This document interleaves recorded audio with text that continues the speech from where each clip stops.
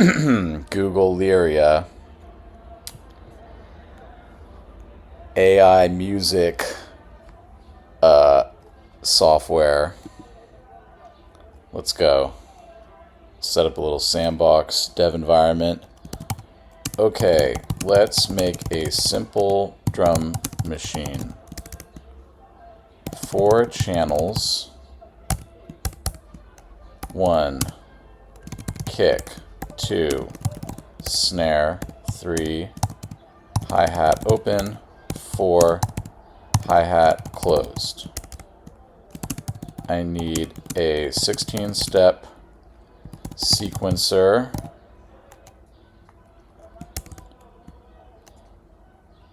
and a reverb fader and a delay fader. Let's see what happens here.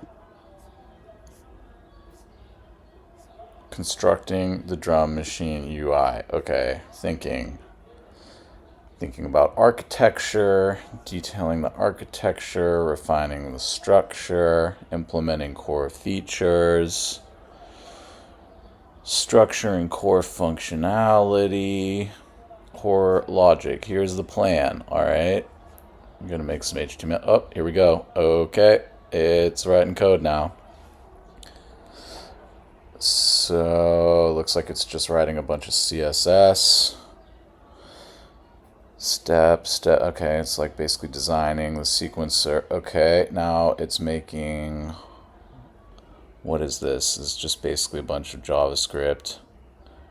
Constructing snare gain ratios. Okay. Render channel names. That's going so fast. Whoop.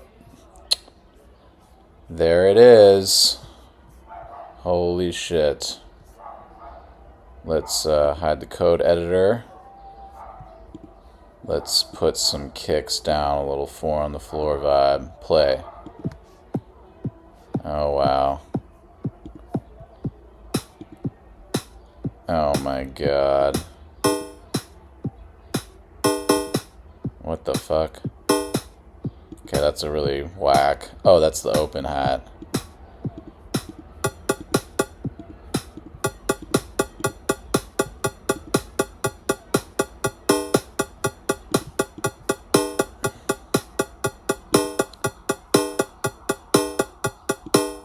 Oh my god. So I think ostensibly you can just write more code to just basically map any of this to MIDI, and you could just have this being controlled by or controlling a MIDI controller. Yep, that worked. Let's test this reverb.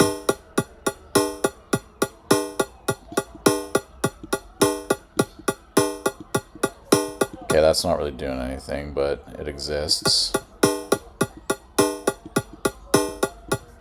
Nor is the delay, but I guess I didn't really tell it what I want those to do.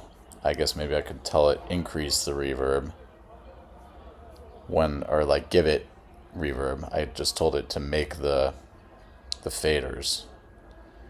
But that's kind of crazy that it just basically did this. Let's see if I can give it some sort of another command. Okay, great. I don't like the sound of the open hi-hat. Could you make it sound like a Roland 707 open hi-hat? I'm going to say similar to, because, you know, it might have some infringement issues. Let's see. Thinking, investigating hi-hat synthesis, refining oscillator ratios, incorporating a noise component. I'm now integrating a noise component, implementing, finalizing the sound. The decay is now set to 0.35 seconds.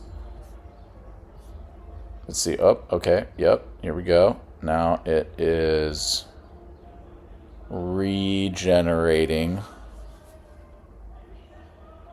it doesn't seem like it's dynamically altering the code, which is interesting. It's essentially rewriting it from scratch, which is kind of inefficient, really. But hey, it fucking did it. Let's see what this sounds like. Oh yeah. Yep. That's a lot better.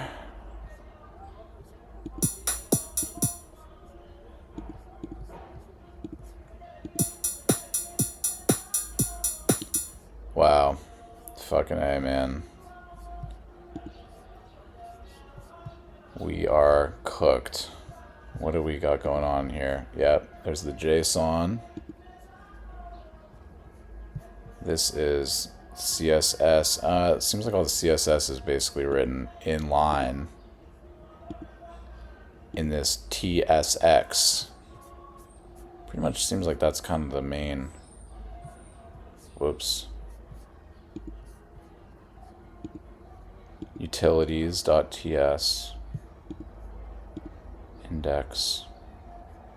Yeah, I mean, this is just like essentially defining the CSS characteristics of the background. Then it just imported essentially what it, yeah. So the HTML is just like import this thing that we made, right? So this is pretty much the meat of the application. Be interesting to maybe pull this into a code editor and really give it a better look at exactly what's going on here.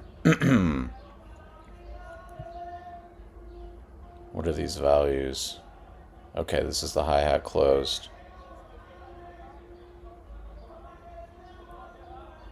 Gain node. So it's essentially calling a bunch of stuff from different libraries that it already sort of has, right?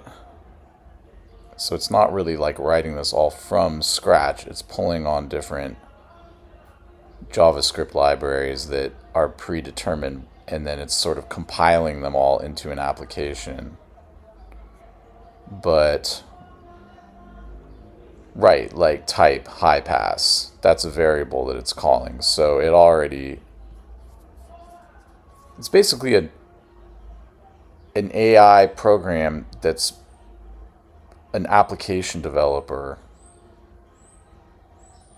that takes text commands or inputs, guesses what you want based on your prompt, and then pulls from a library of JavaScript like components that have been written by, who knows, Google engineers or just different engineers, just different soft synth and VST synth stuff. And then it just compiles them all, and, but like, you can kind of just, like, I could probably be like,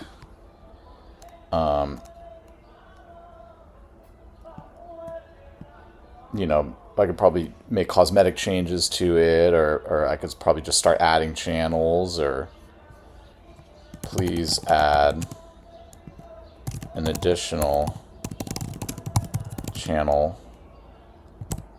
for snare 2 and make this snare sound like a DMX drum machine snare. Right? So, designing snare 2, detailing snare 2.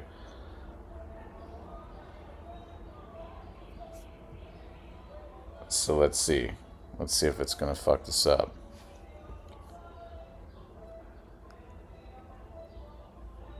I wouldn't be surprised if it gets kind of confused, but if it just adds another channel on top of exactly what it's already designed, that's going to be pretty impressive.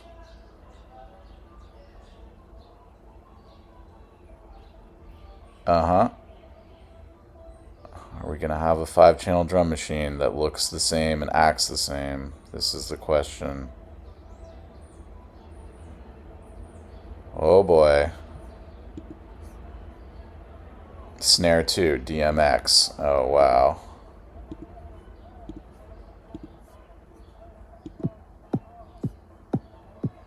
Oh man.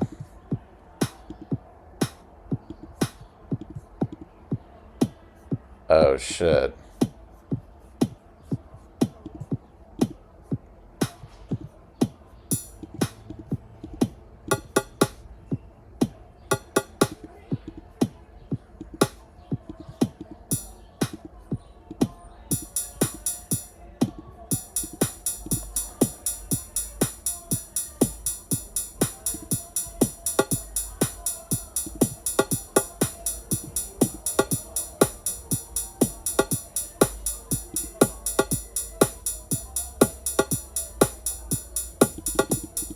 Take the BPM down. Wow. Okay. Yeah, this is pretty impressive.